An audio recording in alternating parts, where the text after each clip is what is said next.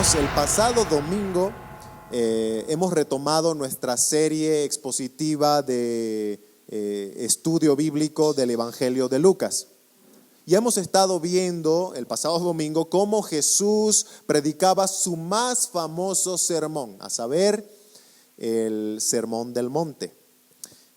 Y el Señor Jesucristo estaba predicando a un auditorio, es decir, a un conjunto de gente que Él mismo las distingue en dos grupos. Por un lado estaban los discípulos de Jesús y por otro lado en ese mismo grupo estaban la gran multitud o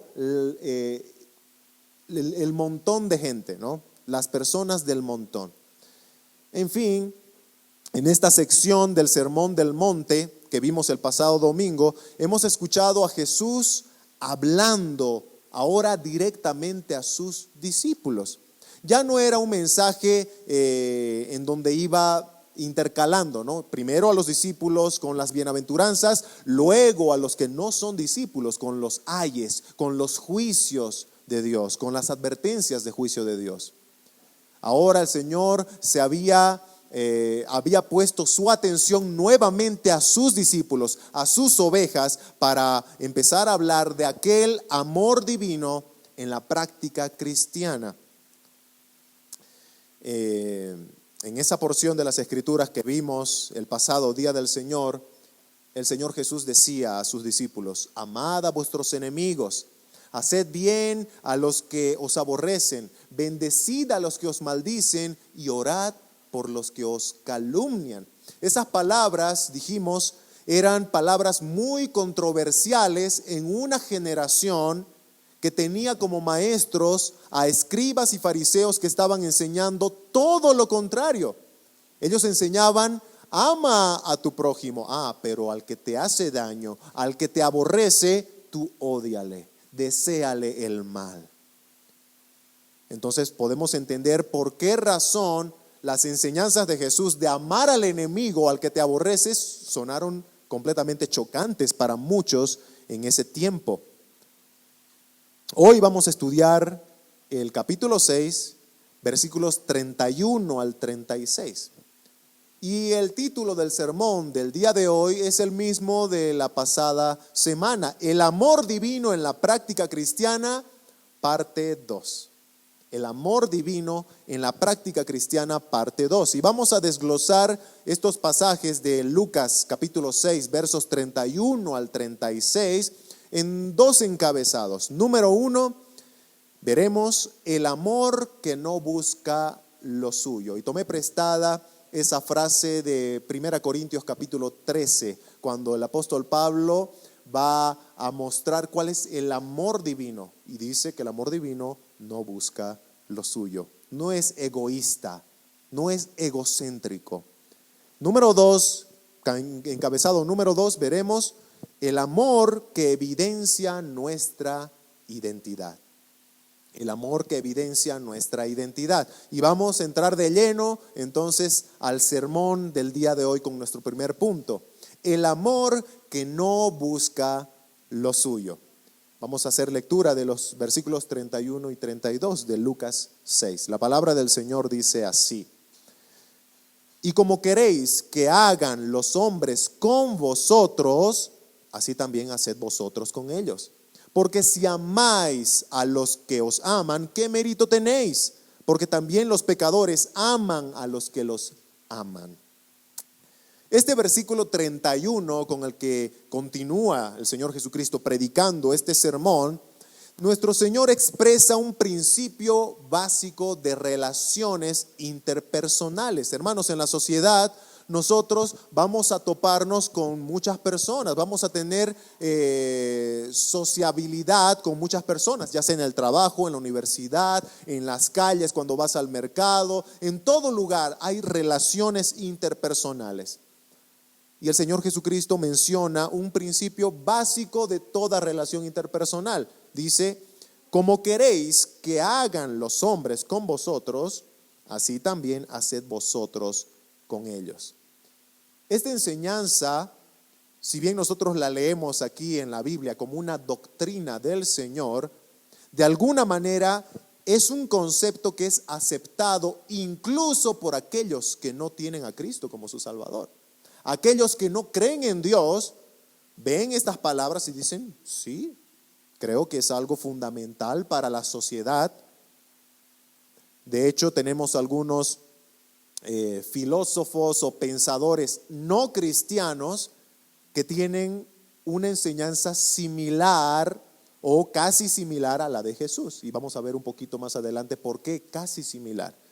Pero podemos escuchar, por ejemplo, al maestro judío Hillel, que dice, por ejemplo, en sus escritos, lo que te resulte odioso, dice Hillel, lo que te resulte odioso a ti, no lo hagas a tu prójimo. Es la misma idea, ¿verdad? O al menos así parece externamente. Lo que te resulte odioso a ti, no lo hagas a tu prójimo. Podemos también escuchar las palabras de este famoso filósofo chino, Confucio, que dijo algo similar. No hagas a tu prójimo nada que no quieras que tu prójimo te haga a ti. Y este mismo concepto, este mismo pensamiento, podemos verlos en escritos de Platón, de Aristóteles y de muchos otros filósofos no cristianos. Como pueden apreciar, entonces tenemos acá una idea, un principio aceptado por los incrédulos. Lo interesante, hermanos, y aquí vamos a entrar a la parte de que nuestro Señor Jesucristo va más allá de lo que la mente natural del ser humano normalmente piensa. Acá nosotros podemos ver que Hillel, que Confucio, Platón, Aristóteles y muchos otros pensadores tienen una idea del respeto mutuo en la sociedad, entre personas. Pero Jesucristo va más allá que estos filósofos, que estos pensadores. Jesucristo va más allá de lo naturalmente lógico. La idea a profundidad de estos filósofos mundanos, porque son mundanos, no son cristianos, la idea a profundidad de ellos es eso que no te gusta que te hagan a ti, no lo hagas a otros. ¿Se dan cuenta? Si no te gusta que te roben, ¿qué dice este pensamiento? Entonces no le robes a otro. Si no te gusta que te mientan, entonces tú no debes mentir a otros. Si no te gusta que hablen mal de ti, ¿qué es lo que debemos hacer? No debes hablar mal de otros.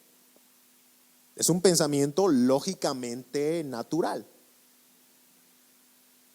Y a nosotros, hermanos, nos resulta fácil aceptar en cierta medida este concepto que incluso los del mundo abrazan porque nos conviene.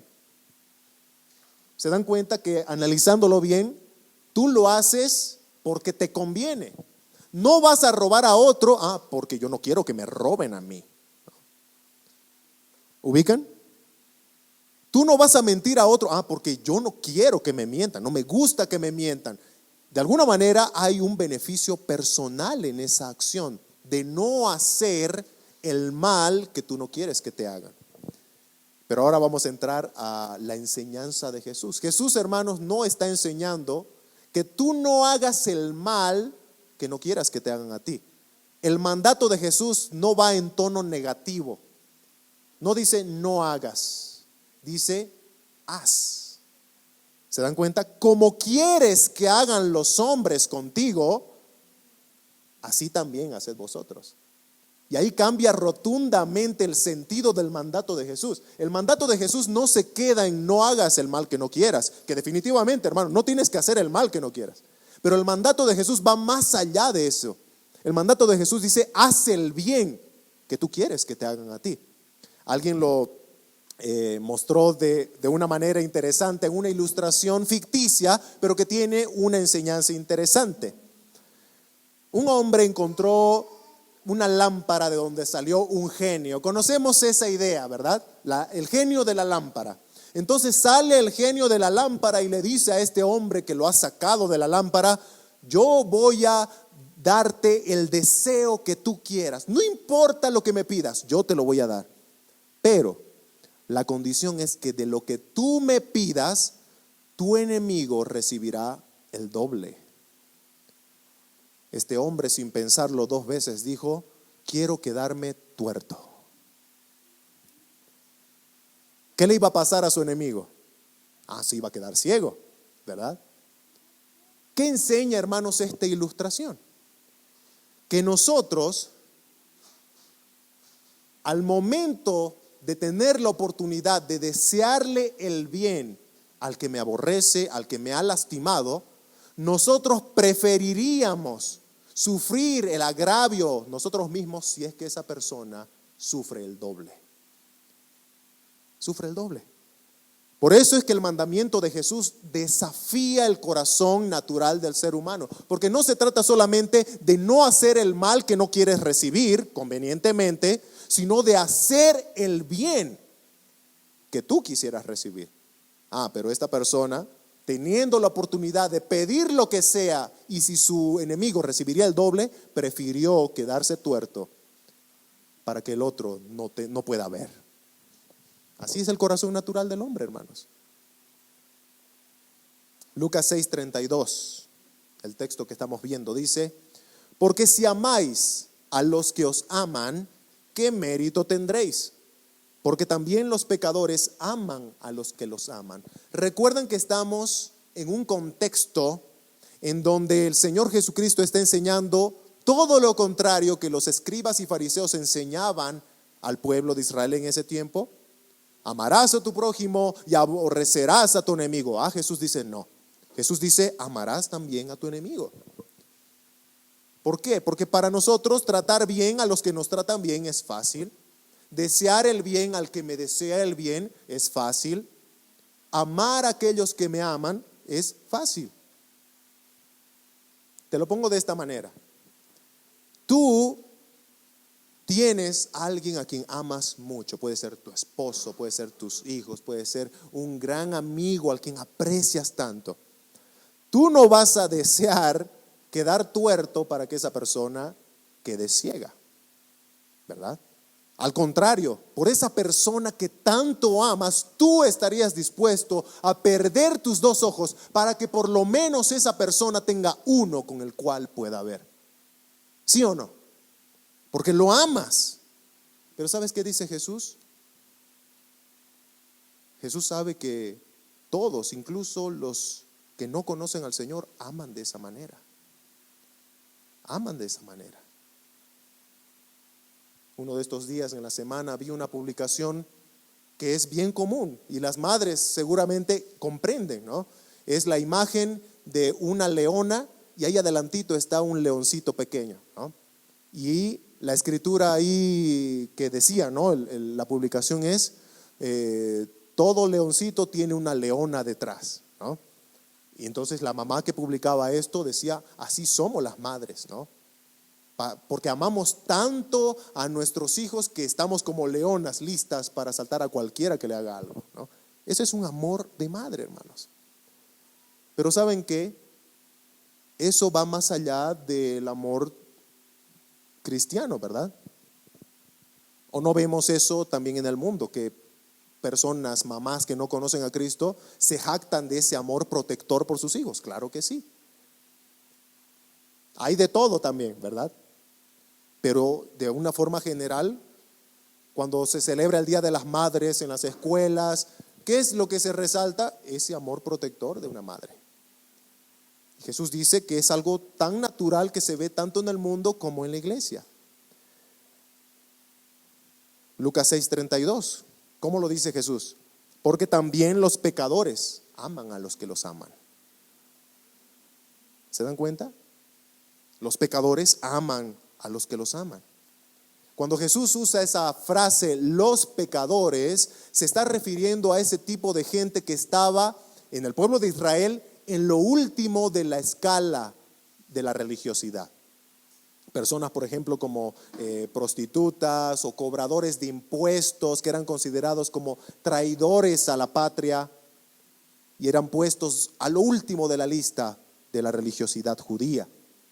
Ahí también entraban, por cierto, ya lo hemos estudiado, personas que eran descalificadas ceremonialmente por alguna situación, ya sea de salud, como los leprosos. Los leprosos no podían entrar a un culto, no podían ser parte de ceremonias, eran separados, eran considerados inmundos. Así que ahí tenemos el sentido de a quiénes se refiere Jesús cuando dice, hasta los pecadores hacen eso, ¿no? Pero ¿a quiénes les estaba hablando Jesús cuando se refería a los pecadores? A los que se consideraban no pecadores, los religiosos, aquellos que sí estaban en todos los cultos, aquellos que sí estaban de alguna manera activos ceremonialmente. Jesús les dice, hasta los pecadores hacen eso. ¿Y por qué estaba enseñando de esto Jesús?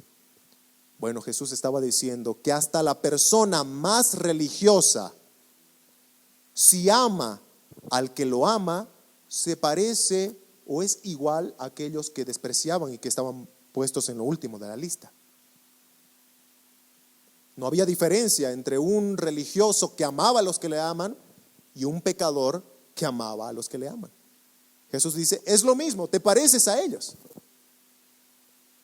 Lucas 6:33 dice, y si hacéis bien a los que os hacen bien, ¿qué mérito tenéis?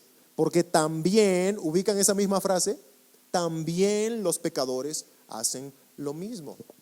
En los versículos 32, 33 y 34, Jesucristo va a repetir esa misma frase en cada versículo. También los pecadores lo hacen. También los pecadores lo hacen. En primer lugar, amar a los que lo aman. Ahora está diciendo, haced bien, ¿no? Los pecadores hacen bien a los que les hacen el bien a ellos. En ese tiempo, y no ha cambiado el día de hoy, la gente respetable, la gente religiosa, no querían que los cataloguen como pecadores, ¿no? Y Jesús increíblemente estaba catalogándolos de eso.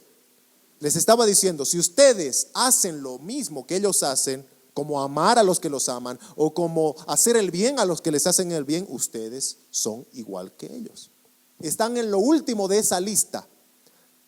¿Ustedes los menosprecian por ser así? Bueno, tristemente ustedes están en ese mismo grupo de menospreciables.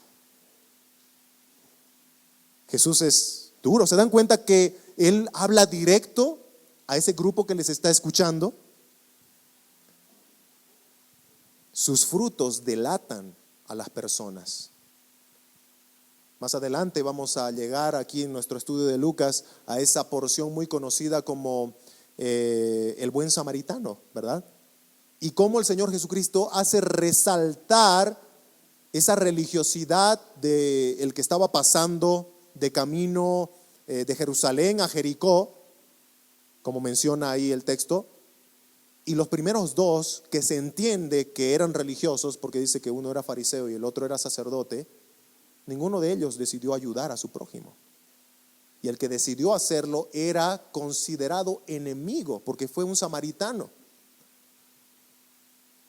Así que podemos ver cómo el Señor Jesucristo va a mostrar ese hacer el bien sin importar a quién, como algo que nos va a expresar quién es o qué es lo que realmente tenemos en nuestro corazón. Sus buenas acciones, dice Jesús, están condicionadas por el bien que ustedes esperan recibir de esa persona o por el bien que tal vez ya han recibido. Ya tengo que hacerlo, ¿no? Favor con favor. Una vez subí a un autobús público, ¿no? A un trufi como conocemos aquí en Cochabamba. Y el chofer, como todos, ¿no? Que tienen derecho sobre su automóvil, ponen muchas veces calcomanías y algunas veces algunas inscripciones. Y este chofer puso algo interesante, que estoy seguro que ustedes lo vieron alguna vez también. El chofer puso, mi respeto depende de ti. Mi respeto, dice el chofer de ese trufi, depende de ti. ¿Qué está diciendo? Si tú me respetas, yo te voy a respetar. Si tú me tratas bien, yo te voy a tratar bien.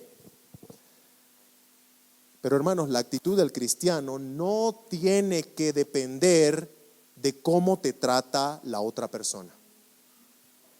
Jesús está enseñando eso. Está yendo contra el pensamiento mundano de hacer el bien al que me hace el bien. ¿Se dan cuenta? Eso es lo que está diciendo Jesús. Hasta los pecadores lo hacen. Me respetas, yo te respeto.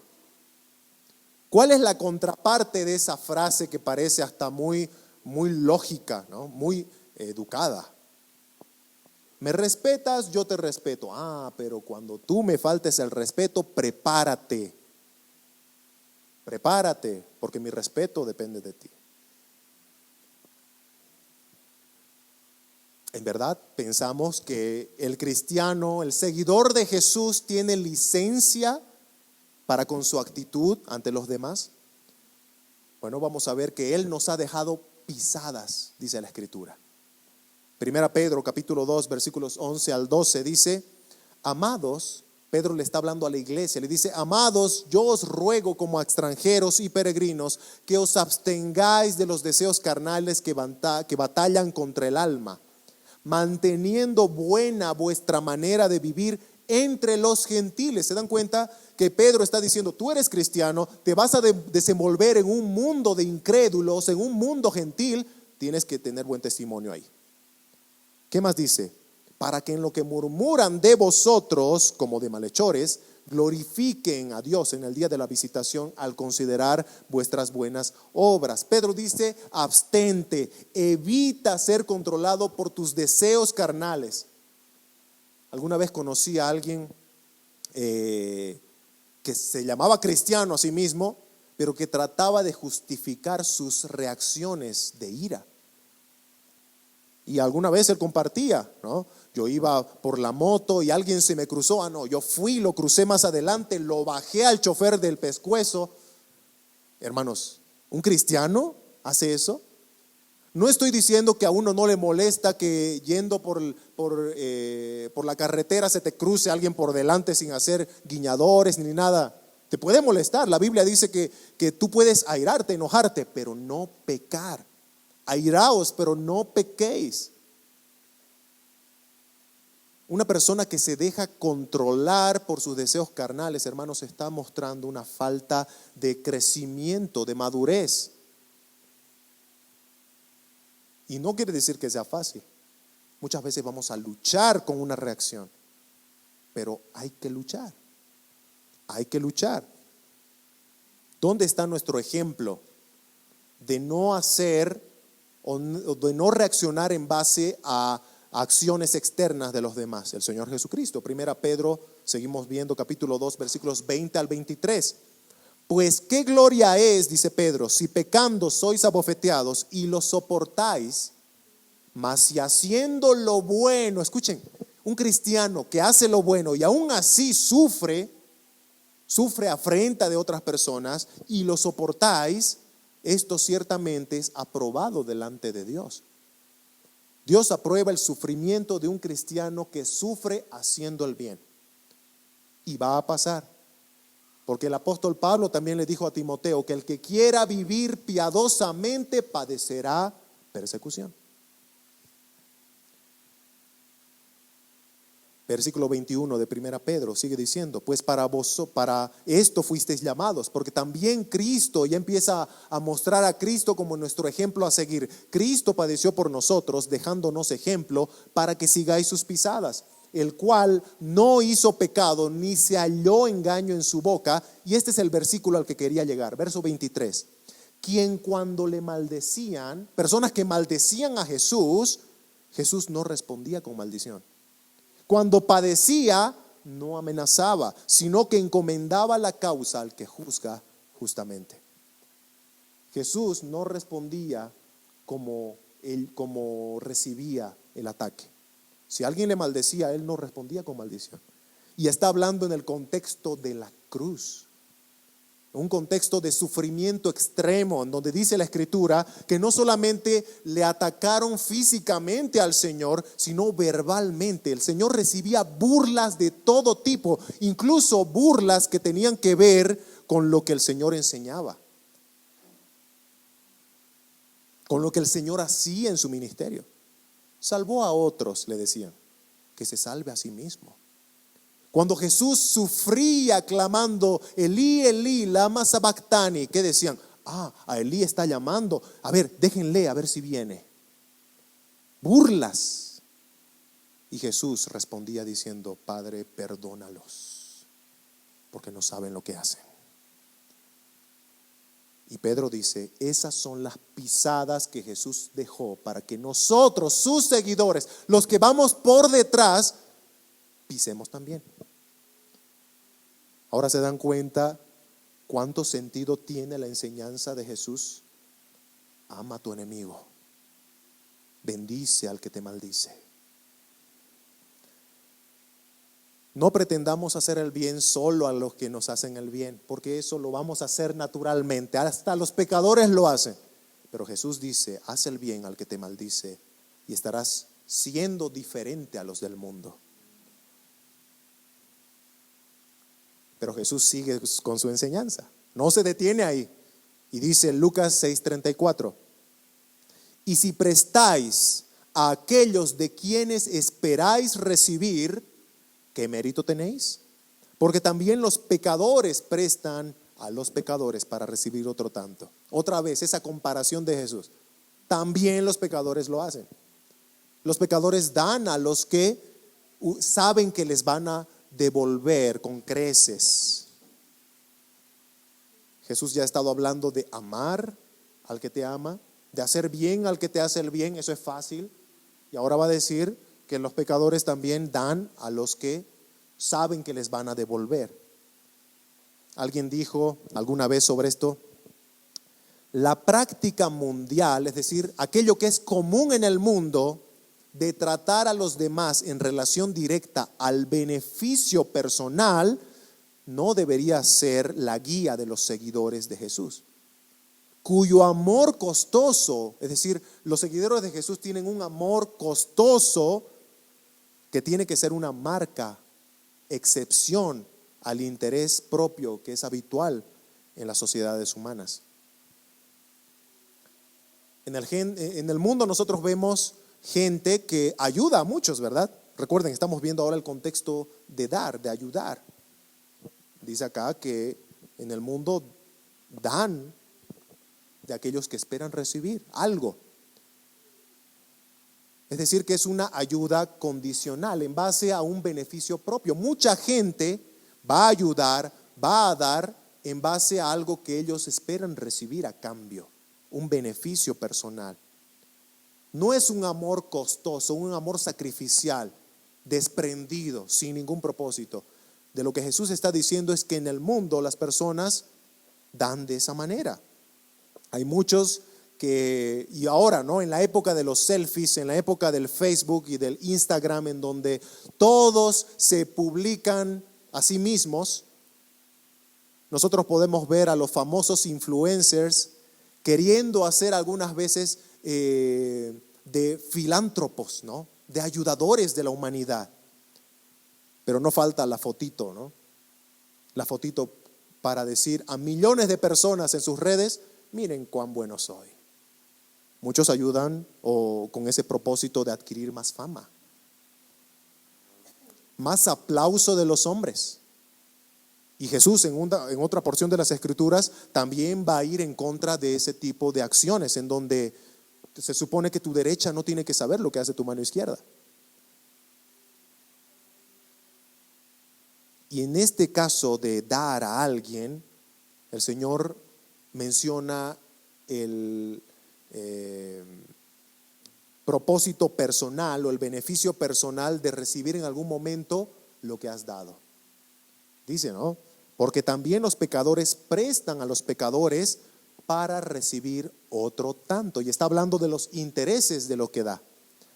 Ahora, hermanos, el problema no está meramente en dar a alguien y en algún momento tal vez recibir intereses. Algunos de ustedes tal vez han abierto una cuenta en el banco que tiene quizás una promoción de que te vamos a devolver con intereses, o el mismo banco hace eso, ¿verdad? Muchas veces.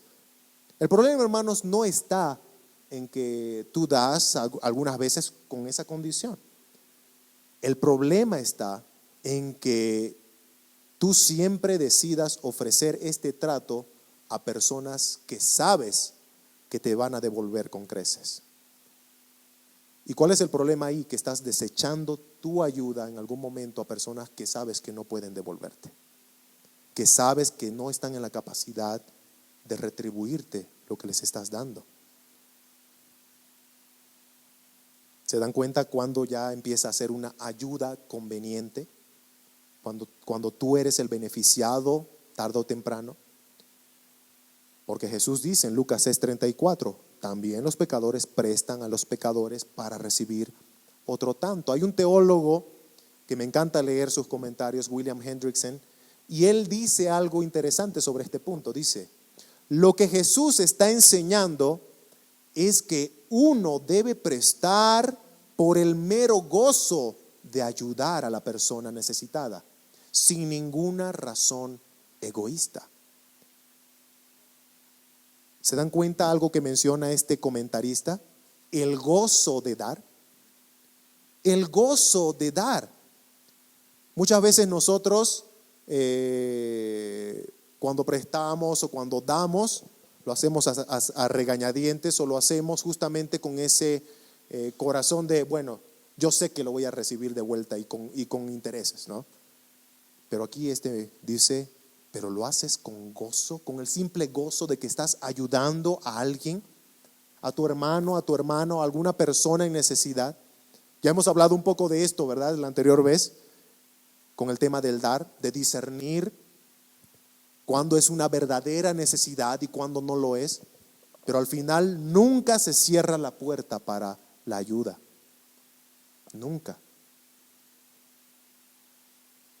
A veces le prestamos al que sé que me va a devolver el favor. A veces tratamos de una manera diferente a aquella persona de la cual yo sé que voy a recibir algún provecho. Eso se llama acepción de personas. ¿Se dan cuenta? Santiago habla de eso en Santiago capítulo 2, versículos 1 al 4, en donde dice que cuando vemos nosotros que entra a la iglesia, a la congregación, una persona con vestido esplendoroso, anillo en su dedo, ¿cómo la tratamos? Por favor, siéntese aquí, ¿no? Pero luego vemos que entra la otra persona, dice Santiago, con vestido andrajoso, pobre. Y nosotros lo miramos con desagrado. Y le decimos, ven, siéntate aquí cerca de mis pies, ¿no? Como un esclavo, como un siervo. Santiago dice, estamos haciendo acepción de personas. Estamos diciendo, yo a este lo trato bien porque sé que en algún momento me conviene estar en buenos términos con él. Pero ¿qué tiene para darme? ¿Qué provecho puedo sacar de este? Ahí nomás, ¿no? Lo trato como cualquier cosa. Hermanos, Santiago dice, esto no debe ser así. El trato por conveniencia o el favor por conveniencia es algo que hasta los pecadores hacen. Pero el cristiano, hermanos, dice el Señor Jesucristo, es la luz del mundo, es la sal de la tierra y tenemos que diferenciarnos de esos que hacen por conveniencia las cosas. Así pasamos a nuestro último punto, punto número 2. El amor que evidencia nuestra identidad. Y este punto es más breve porque tiene que ver con lo que mostramos al hacer estas cosas. Amar a nuestros enemigos, hacer bien a nuestros enemigos, dar al que tal vez sé que no me va a devolver. ¿Qué evidencia esto? Dice la palabra de Dios en Lucas 6, 35 al 36. Amad pues a vuestros enemigos y haced bien y prestad, no esperando de ello nada. Y será vuestro galardón grande y seréis hijos del Altísimo, porque Él es benigno para con vosotros, con los ingratos y malos. Sed pues misericordioso, como también vuestro Padre es misericordioso. Estos dos últimos versículos, 35 y 36, están culminando esta exhortación. El sermón del monte va a continuar, pero esta porción es culminada con estos versículos. Jesús resume el mensaje que había estado dando desde los versículos 27 al 30 con estas palabras. Y se dan cuenta que el verso 35 y 36 se parece mucho a lo que Jesús dijo al principio en los versículos 27 al 30. Amad a vuestros enemigos, haced bien al que te aborrece, al que te pide, dale. Es un resumen, es el final de esta sección. Y cuando Jesús habla o utiliza la palabra amar, siempre la utiliza ligada a las acciones, aquellas cosas palpables, aquellas cosas que se pueden ver. Nunca lo va a dejar en un amor abstracto, invisible, no. Jesús dice que se tiene que ver. Por ejemplo, cuando Jesús habla sobre el amor a Él, dice, si me amáis, ¿cómo lo aplica de forma práctica, visible? Guardad mis mandamientos. ¿Se dan cuenta? Amor y práctica. Amor y obediencia. Porque de nada sirve que nosotros digamos que amamos a Jesús si no lo mostramos con obediencia a su palabra. De nada nos sirve a nosotros decir yo creo en Jesús si no vivo en mi vida su palabra.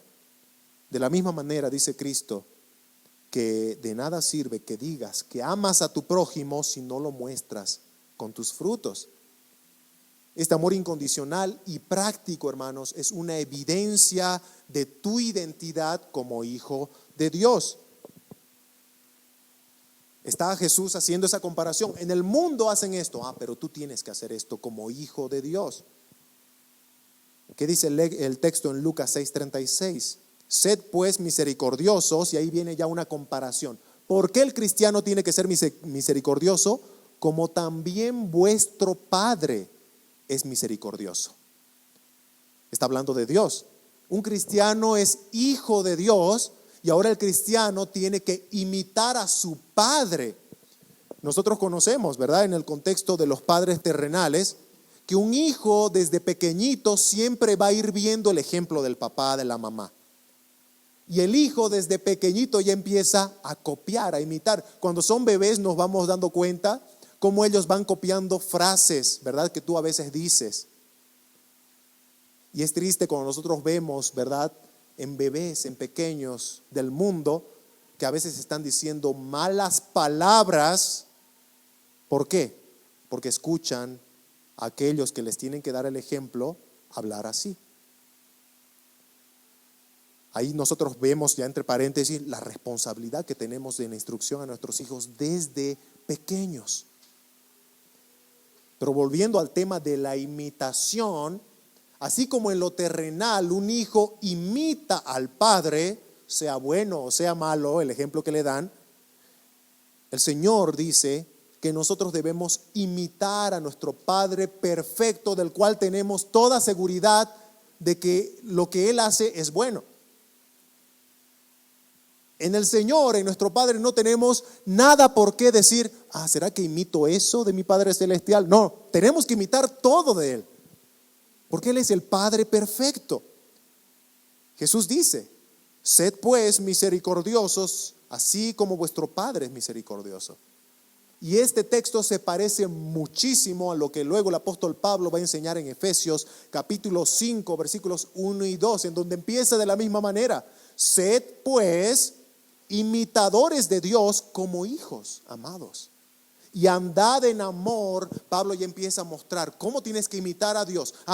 Andando en amor, como también Cristo nos amó y se entregó a sí mismo por nosotros, ofrenda y sacrificio a Dios en olor fragante. Así nos amó nuestro Señor. Y eso es lo que nosotros ahora debemos imitar.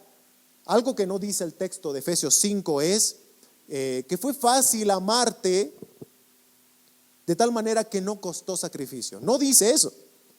Dice que Cristo amó de tal manera que se entregó a sí mismo de forma voluntaria. Fue un amor que lo impulsó a entregarse al punto de sacrificarse para salvarte. Así que el amor divino es un amor que implica sacrificio, y como todo sacrificio duele. Amar a alguien a quien te ama no te duele. Darle a alguien de quien sabes que vas a recibir no te duele. No es sacrificio. Pero darle a alguien que sabes que no te va a poder devolver, de alguna manera ya implica sacrificio, costo. Ama a aquel que te ha lastimado, eso sí implica sacrificio, costo. Y ese es el amor que dice el Señor Jesucristo y dice el apóstol Pablo que nosotros como hijos de Dios debemos imitar. Entonces se dan cuenta que cuando una persona ama como Dios, se sacrifica como Cristo, está mostrando su identidad. Yo soy hijo de Dios. Yo soy hijo de Dios porque estoy imitando a mi Padre.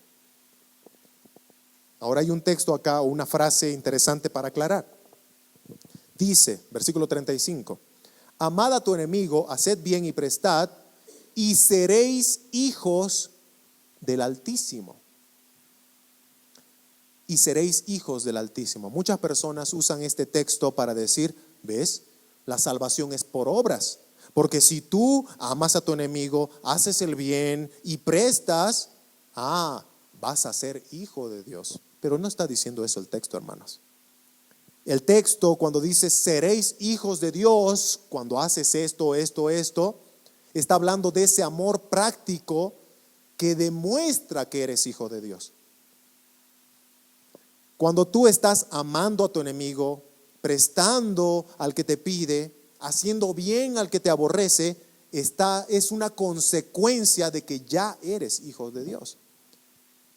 Eso es lo que dice el apóstol Pablo cuando habla de que somos salvos por gracia, no por obras, y luego en el versículo 10 de Efesios capítulo 2 va a decir para que vivamos en esas buenas obras como consecuencia de que ya has sido salvo por gracia. Porque hermanos, la salvación no se gana por buenas obras. Y la Escritura permea de esa verdad. La salvación no es por obras. No importa cuán filántropo seas, cuán bienhechor seas, nadie se va a salvar por hacer buenas obras. Siempre pongo como ejemplo al pobre de Cornelio, ¿no? Si Cornelio estaría aquí, ya me estaría diciendo otra vez a mí. Pero hermanos, Cornelio, dice la Escritura, era un hombre piadoso, un hombre que hacía oraciones, que hacía limosnas, respetado entre su pueblo. Pero ¿qué pasó? Cornelio necesitaba escuchar el Evangelio de Jesucristo. No importaba cuán bueno era él, cuán respetado entre su pueblo, necesitaba creer en el Evangelio de Jesucristo para ser salvo.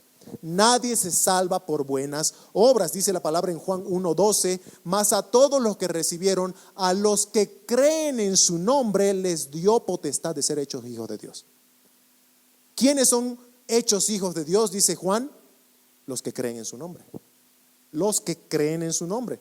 Lo único que te hace hijo de Dios es creer en el Evangelio de Jesucristo. La salvación, la adopción de los hijos de Dios no es por obras, para que nadie se gloríe. Es por gracia, es por fe, solamente en Jesucristo. Así que el amor divino, hermanos, este amor práctico del cual hemos estado hablando, evidencia tu identidad como hijo de Dios. Ahora aquí hay otra frase interesante. Dice, versículo 35a, el principio del versículo 35. Será vuestro galardón grande. Este texto también es utilizado como, yo me voy a ganar, ¿no?, mis recompensas en el cielo. Y muchos van a tener muchas recompensas, porque hicieron muchas cosas y se esforzaron. Hermanos, recuerda, nadie va a llegar al cielo y va a poder jactarse de algo. Entonces, este texto no está diciendo algo así como que algunos van a tener mucho premio de cuál jactarse y otros poquito, ¿no? No, hermanos, nada de jactarse en el cielo. No hay orgullo en el cielo, no hay pecado en el cielo. Pero entonces, ¿qué está diciendo el texto? Será grande vuestro galardón. Aquí, hermanos, está hablando de una satisfacción, de un gozo extremo. Cuando una persona hace el bien que Dios manda que hagamos, Él nos va a dar en nuestro corazón esa gracia, ese regalo, ese don de sentir satisfacción por el bien sacrificial que estamos haciendo. Porque como se dan cuenta, hace un momento les dije que cuando nosotros hacemos algo, a veces lo hacemos a regañadientes. Y cuando algo se hace por sacrificio, muchas veces tal vez las personas sacrifiquen algo, pero ¿cómo lo sacrifican? Ya te voy a dar esto, es lo último que tengo. Ay. ¿Eso se consideraría un sacrificio válido delante de Dios? No. Pero ¿qué hace Dios para que sea un sacrificio genuino? Tú lo das y Dios pone en tu corazón el gozo, la satisfacción de estar ayudando a un necesitado o amando al que te ha hecho daño. ¿Se dan cuenta por qué razón se llama un galardón grande? Y claro, eso tal vez es el adelanto, ¿verdad? Hoy aquí en la tierra tú vas a tener ese regalo de parte de Dios al momento de hacer buenas obras. Pero también hay galardón en el cielo, ¿no? Estar en la presencia de tu Señor, recibir esas palabras consoladoras. Buen siervo fiel. En lo poco has sido fiel, en lo mucho te pondré. Oh, cuán grande galardón, hermanos. Tenemos tantos privilegios en el cielo que el apóstol Pablo solamente en una carta los menciona tanto, ¿no? En Efesios, la carta a los Efesios está llena de esas descripciones de las bendiciones espirituales que hemos recibido en Cristo Jesús. Así que tenemos, hermanos, galardón grande aquí en la tierra por el gozo, esa satisfacción de poder hacer la voluntad de Dios, como también la esperanza de galardón en el cielo por estar al lado de nuestro Señor y recibir todas esas bendiciones espirituales.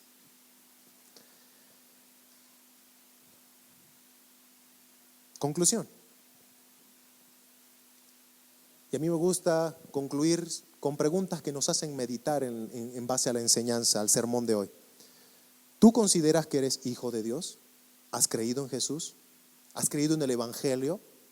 Tú podrás decir, claro que sí, hace muchos años me predicaron el Evangelio. Yo creí en Jesús, me entregué a sus pies. Soy hijo de Dios. Amén. Él es tu Padre. Y aquí viene la segunda pregunta. ¿Estás imitando a tu Padre? ¿Estás imitando a aquel Padre perfecto de cual puedes tener toda seguridad de imitarle? Sed misericordiosos como vuestro Padre es misericordioso. Sed santo como vuestro Padre es santo. Amar la justicia como vuestro Padre ama la justicia. ¿Estamos imitando a nuestro Padre Celestial? Y ahora vayamos a nuestros roles en el hogar como padres. En tu rol como padre, como madre, o en tu rol como esposo, como esposa en la casa, podrías decir, así como el apóstol Pablo dijo alguna vez, imítenme a mí como yo imito a Cristo. ¿Podrías tú decirle eso a tu esposa? Imítame a mí, estoy imitando a Cristo. ¿Podrías decirle a tu esposo, imítame a mí porque estoy imitando a Cristo? ¿O a tus hijos? ¿Será que nuestros hijos ven en nosotros un imitador de Cristo para ellos mismos seguir ese ejemplo?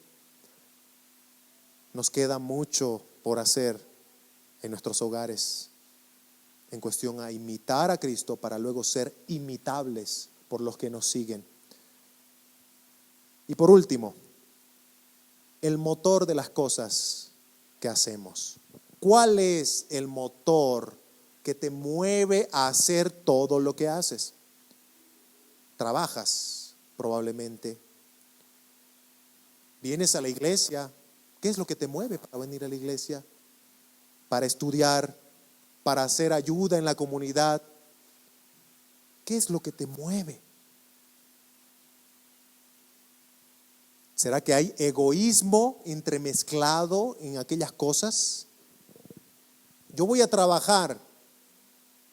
¿Cuál sería lo legítimo de trabajar? El sustento en el hogar. Darle lo que necesita mi esposa, mis hijos. Pero ¿qué cuando ese deseo genuino se convierte en algo que ya es egocentrismo? que ya gira todo en torno a ti, entonces ya ha cambiado el motor de las cosas que haces, por más genuinas que parezcan. El trabajo es genuino. Decíamos el anterior sábado cuando estábamos estudiando, ¿verdad? El apóstol Pablo le dice a los tesalonicenses que el que no trabaje, que no coma. El trabajo es bueno, es legítimo. Pero que cuando el trabajo se convierte en tu ídolo, en el centro de tu vida, de alguna manera ya se convierte en un tropiezo. Así que ahí tenemos, ¿qué es el motor?